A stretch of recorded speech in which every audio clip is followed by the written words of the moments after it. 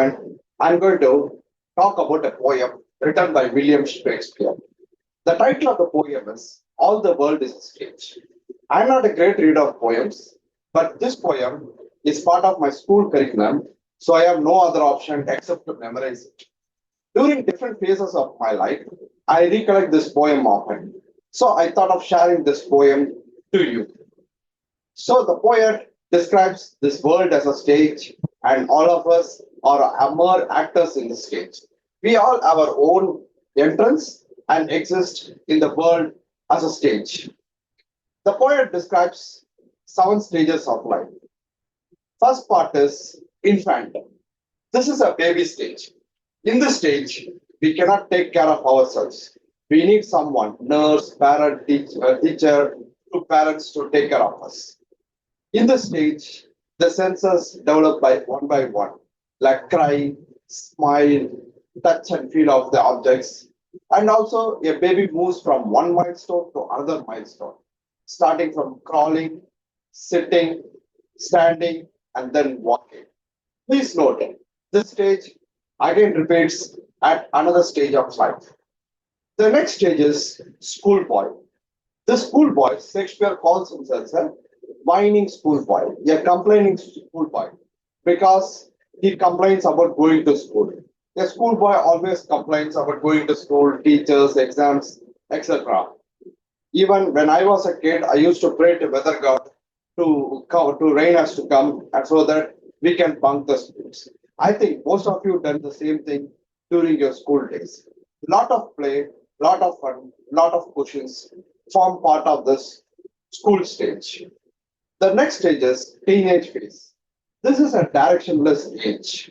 In this age, he is always sad that he is a failure in love.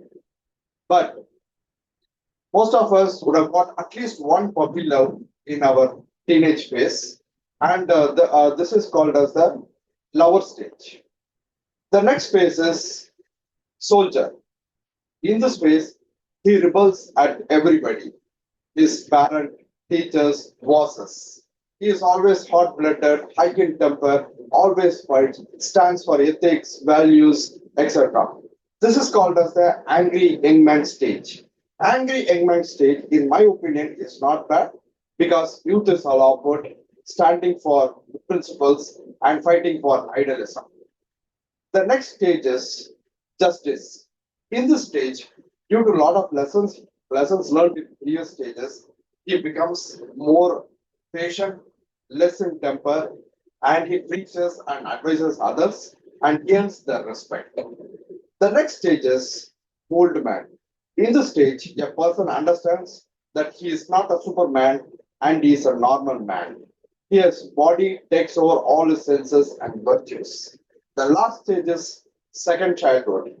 In this stage, he again becomes a child because his senses like hearing, eyesight, everything goes one by one, and again he becomes a child and someone has to take care of themselves. Friends, these are the 7 stages of life described by Shakespeare.